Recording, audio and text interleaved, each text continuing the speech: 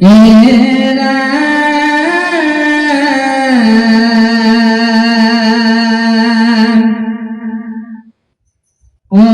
অবচক স্নেহে যে নুধে নুধৰে ভজিও জানি হে নহৰি পয়ে একজনে যদি নাম শুনৰে শুনে মানে পাপ সবাৰ হৰে। হে প্ৰভুসকল, আমি ঈশ্বৰক খুজিব লগা হলে আমি সময়ক লক্ষ্য ৰাখো। বয়স হোক বা কৰ্ম জীৱিকা সংস্থাপনে হোক বা আমাৰ বিষয় বাসনাৰ দিন উপলক্ষে হোক, আমি সদায় হিচাপ কৰিয়ে ঈশ্বৰ উপাসনাত যাওঁ। কিন্তু ঈশ্বৰ উপাসনাত যাবলৈ কিন্তু আচলতে আমাৰ কোনো হিচাপ নাই। আমি 5 বছৰ বয়সতে প্ৰহ্লাদে ভকতি কৰি মনুষ্য জাতি বা আমাক দেখুৱাই থৈ গৈছিল যে সৰুকালৰ পৰাই বা শিশুকালৰ পৰাই যদি আমি ধৰ্ম কৰোঁ তেতিয়াহ'লে আমি সহজভাৱে বয়সলৈকে আটাইতকৈ উপায় পন্থটো আমাৰ সহজ হৈ পৰে বুলি কৈছে। আৰু ইয়াতে কি কৈছে, যিসকল কৃষ্ণৰ উপবিশিষ্ট লগলগুৰীয়া আছিল, সেই লগলগুৰীয়াসকলে গৰু চৰাই থকা সময়তো ঈশ্বৰ নামে উপাসনা কৰিছিলে আৰু গৰুবিলাকেও ঈশ্বৰকে বাঁহী বজা সময়খিনিকে ৰৈ থাকে বুলি কৈছে। আৰু ইয়াতে কি কৈছে যে যিজনে ঈশ্বৰৰ নাম লয় আৰু সেই মানুহজনৰ লগতে যদি অন্যও যদি ল'ব পাৰে তেতিয়াহ'লে পুণ্যৰ সঞ্চয় হয় বুলি কৈছে। আমি আচলতে জানিব লাগিব কি যে ঈশ্বৰৰ উপাসনা যিকোনো মুহূৰ্ততে কৰিব পাৰি বা ঈশ্বৰৰ নাম ল'ব পাৰি।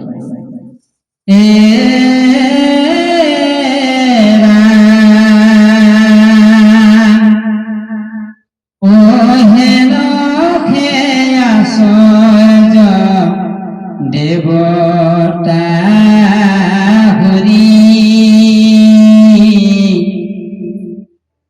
যাহাৰ নাম লৈলে মাত্ৰ তৰি অনিচাত যিটো বিষ্ণু কহে তাহাৰ সমস্তে পাতক হৰে। ইয়াতে আশ্চৰ্য এটা শব্দ ব্যৱহাৰ কৰিছে।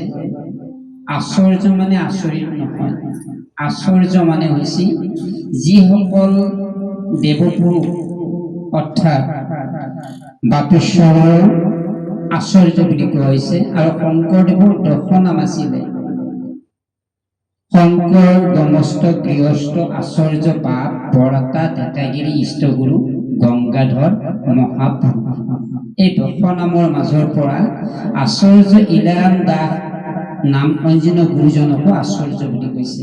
আশ্চৰ্য ইলাৰাম দাস আশ্চৰ্য যিসকল প্ৰভু ভগৱন্তৰ গুণানুকীৰ্তন বৈকুণ্ঠৰ পৰা গুৰুৰূপে আহি প্ৰকাশ কৰে মনুষ্য জাতি, তেওঁকে আশ্চৰ্য বুলি ক'ব পৰা হয়। আশ্চৰ্য যোনে তোনে হ'ব নোৱাৰে। কিন্তু এতিয়া বৰ্তমান আশ্চৰ্য কোনোবাই লিখিব পাৰে কিন্তু প্ৰযোজ্য নহয় বা উপযুক্ত নহয়, যে ঈশ্বৰৰ কথা ক'ব নোৱাৰে। ৰাস্তা অৰ্থাৎ ভাল ৰাস্তাটো বেয়া ৰাস্তাৰ পৰা নিৰ্দেশন কৰি দেখুৱাটোৱেই হ'ল আশ্চৰ্য। আকৌ ইয়াতে কি কৈছে, অনিচ্ছাতে যদি বিষ্ণুৰ নাম স্মৰণ কৰে একো কাম নাই। ঈশ্বৰৰ নাম উপাসনা কৰিব লগা হলে নিজৰ কায় বাক্য মন আৰু শৰীৰ শুদ্ধভাৱে ঈশ্বৰৰ নাম ল'ব পাৰিলে নিজৰ জীৱনটো শুদ্ধ হয় বুলি কৈছে। আৰু যিসকল পতিত পৰে, এই পতিত পৰা ব্যক্তিসকলক যদি নাম স্মৰণ কৰিবলৈ যায়, নাম শুনাবলৈ যায়, তেতিয়াহ'লে তেওঁৰ অপৰাধ। কেনেকুৱা অপৰাধ? যদি নাম দিয়াৰ পিছত যদি নাম নলয় তেতিয়াহ'লে অপৰাধ, যদি নাম লৈছে অপৰাধ নাই। তেনেকুৱা বহুত কাহিনী আছে।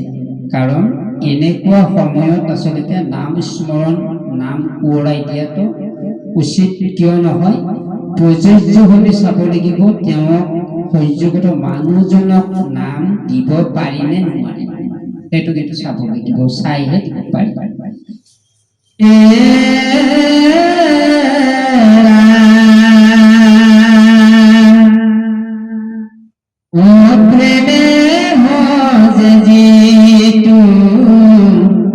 কৃষ্ণৰ পাৱ কহিব তাহাৰ কত প্ৰভাৱ, সংসাৰ গতে পৰিয়াছে লোক, মোহতে অন্ধনে এৰাই দুখ সুখ, মিছাতে মায়াৰ জালত আবদ্ধ হৈ আৰ্তনাদত পৰি জীৱন কালটো বা সময়খিনি যদি অতিবাহিত কৰিছে, একো কাম নাই। কিয়? ৰত্নাকৰ দস্যুই এখন সংসাৰ পাতি তেওঁ ভৰণ পোষণ দায়িত্ব লৈ দায়বদ্ধভাৱে সংসাৰৰ নীতি নিয়ম পালন কৰিছে, কিন্তু কৰ্মফলটো তেওঁৰ বেয়া আছে। শেষত বুজি পালে, কেনেকৈ বুজি পালে? যে কায়ক আৰু নহয়, ঈশ্বৰ অবিহনে। ঈশ্বৰ অবিহনে যদি কায়ক আৰু নহয়, তেতিয়াহ'লে মই কি কৰ্মফল আৰু কি কৰ্ম কৰিম? কিন্তু কৰ্মৰ মাজেদি যদি ঈশ্বৰৰ নাম যদি মই স্মৰণ কৰি লৈ আজি মই এনেকুৱা বাল্মীকিৰ পৰিণত কেনেকৈ হৈছে গম পাইছেনে? যে বেয়াৰ পৰা আঁতৰি গৈ যদি ভাল হ'ব পাৰিছে, তেতিয়া যদি ভাল হৈ যদি বেয়া কামত লিপ্ত হয়, এইটো ৰত্নাকৰ দস্যুৰ এইটো আমি কাহিনীটো নপঢ়িলো, কামত নাই। গতিকে আমি ভাবি চাব লাগিব, এই বিশাল সাগৰখন, সংসাৰ সাগৰখন, সংসাৰৰ গৰ্তে পৰি আছে লোক, মোহতে বন্ধ নেৰাই দুখ সুখ। কেতিয়াও সুখ বুলিও ক'ব নোৱাৰি, কেতিয়াও দুখ বুলিও ক'ব নোৱাৰি। যেতিয়ালৈকে নিজে সন্তুষ্টি লাভ নহয়, তেতিয়ালৈকে দুখ অনুভূতিটো কেতিয়াও মুক্তিৰ পন্থটো নাপায়। বেয়াৰ মাজৰ পৰা ভাল হ'বৰ কাৰণে ঈশ্বৰ উপবিষ্ট নাম লৈ আমি সংসাৰৰ পৰা আঁতৰি যাব লাগিব। এইটো এটা ডাঙৰ এই ভাগৱতৰ তাৎপৰ্যৰ মাধ্যমত বুজাইছে।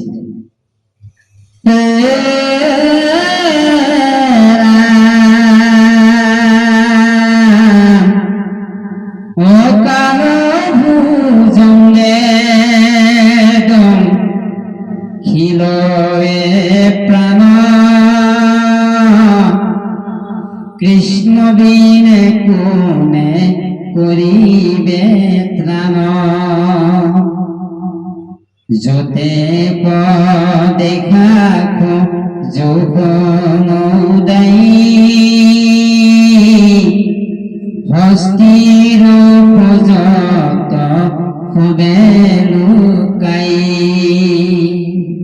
ইয়াতে ইমান ধুনীয়া বাক্য বচন গুৰুজনে প্ৰকাশ কৰিছে।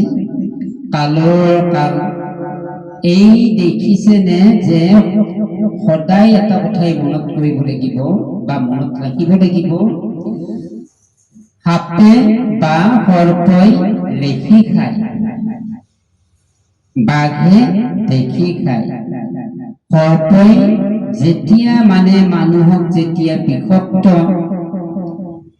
প্ৰদান কৰে, সেই প্ৰদান কৰা বিষাক্ত ফলখিনি ভুগিবৰ কাৰণে মনুষ্য জাতিৰ মাজত আৰ্তনাদত পৰিবলগীয়া হয়, যে সৰ্পই সদায় লেখিহে এই মানুহজনক দংশিবলগীয়া হয়। অৰ্থাৎ কালৰ মাজতে বিনাশ, কালৰ মাজতে তেওঁৰ আৰ্তনাদ আৰু কালৰ মাজতে তেওঁৰ অল্প আয়ু বিনাশ হ'বলগীয়া হয়। কেতিয়া হয়? যেতিয়া পাপ। আকৌ ইয়াতে কি কৈছে? বাঘে দেখি খায়। বাঘৰ সন্মুখত যোনে তোনে নপৰে। বাঘৰ সন্মুখত অত্যন্ত সাধাৰণ ব্যক্তি নহয়। আচলতে ইয়াতে ক'বলৈ গ'লে কি ক'ব লাগিব? আচলতে তেওঁৰ পূৰ্বকালৰ যেতিয়া পাপ থাকে তেতিয়াহ'লে বাঘে দেখি খায়। আকৌ ইয়াতে কি কৈছে? যে হস্তিৰ যতেকো দেখা সজ সমুদায়ী হস্তিৰ সজত সবে লুকাই। এটা বিশাল ডাঙৰ এটা প্ৰকাণ্ড এটা হাতী খোজ কাঢ়িলে চাবচোন, এই হাতীটোৰ খোজ কেতিয়াও শব্দ নহয়। আমি মানুহৰ যিমানখিনি ৱেটখিনি অৰ্থাৎ যিখিনি গধুৰ শৰীৰটোৰ গধুৰ গোটেইখিনি আমি ভৰিৰ খোজতে শব্দ কৰিবলগীয়া হয়। এইটো হস্তি বুলি কয়। সাংখিনি হস্তেনি তেনেকুৱা শব্দ ব্যৱহাৰ কৰা হয়। আচলতে খোজ কাঢ়িব লাগে, আচলতে ধীৰ গম্ভীৰ। আকৌ হাতী এটা খোজ কঢ়াৰ পিছত কিমান কুকুৰবিলাকে চিঞৰি চিঞৰি হাতীটোক আত্মা কৰি থাকে বা চিঞৰি থাকে। এই হাতী কেতিয়াও কুকুৰৰ মুখলৈকে কেতিয়াও নাচায়, সেই খোজেৰে গুচি যায়। আমি ভকতবিলাকে আমি কিন্তু কি কৰোঁ?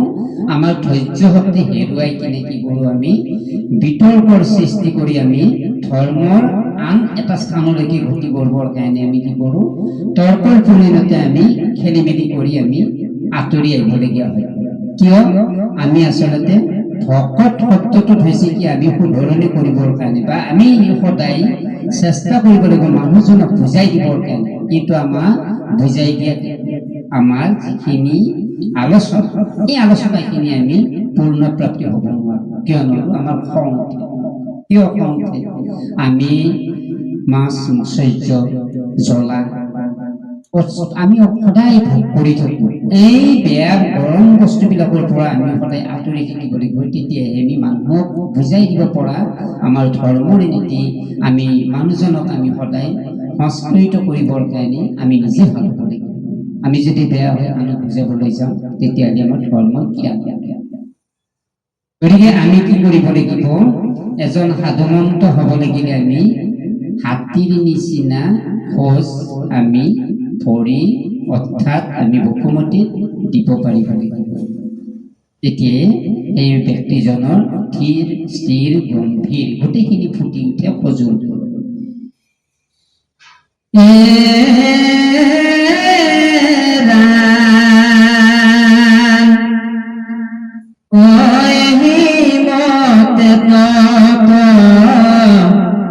বিশ্ব সমস্ত কৃষ্ণতে জানা বেজাই অস্ত অতি পাতকীয় কৰি হৰি ধীৰায় কৃষ্ণক এক নিমিক কালিলম পৰখিলম ঈশ্বৰৰ নাম কিবা লেখ আছে নেকি? কিবা হিচাপ আছে নেকি? আমি ছোৱালীজনী বিয়া দিয়াৰ পিছত আমি শৰণ লম, ল'ৰাজনক বিয়া কৰাৰ পিছত আমি ঈশ্বৰ ভক্তি কৰিম, কিবা এটা সীমা সংখ্যা আছে নেকি? কিন্তু আমি এই সীমা সংখ্যাৰ যদি বাহিৰলৈ যাবলগীয়া হয় তেতিয়াহ'লে আমি নিজৰ জীৱনটোৰ কেতিয়াও আমি শৰণ ভূষণ ল'ব পৰা দায়িত্বটো আমাৰ নিজৰ থাকিব। সময় থাকোঁতে ভকতি, সময় থাকোঁতে মুকুতি। এই মুকুতিৰ পন্থটো আমি ভকতিৰ মাজেৰে ল'ব লাগিব। সিদ্ধান্ত সদায় নিজৰ ওপৰত। ছোৱালীজনী বা ল'ৰাজনক আমি ঢেউকা দি বা নেওচা দি আমি কেতিয়াও আমি ধৰ্ম কৰিবলৈ যাব নাপায়। নিজৰ মন আৰু আপ্লুত আৰু আদৰ্শিত হৈ যদি আগ্ৰহী হৈ যদি ঈশ্বৰ নাম উপাসনাত যায় তেতিয়াহ'লে নিজৰ পুণ্যৰ ফল সঞ্চিত হয়। যে বংশৰ যদি এজনে যদি ঈশ্বৰ প্ৰাপ্তি হয় তেতিয়াহ'লে গোটেই বংশ উদ্ধাৰ কৰিব পাৰোঁ 7 পিঢ়িলৈকে। কাৰণ প্ৰভাতৰ এই বাক্য বচনে আমাক সদায় মনত পেলায়। কৃষ্ণ হে প্ৰভুসকল, আমি অহাবেলি আকৌ আলোচনা কৰিম এই বিষয়টো। জয় জগতগুৰু শ্ৰীমন্ত শংকৰ। মই দুৰাচাৰ কেৱল তোমাৰ পৰা ধীনাদায় কমিও কুহৰি লয়দা কৰি পখিলো হেৰা কৰণ ৰাম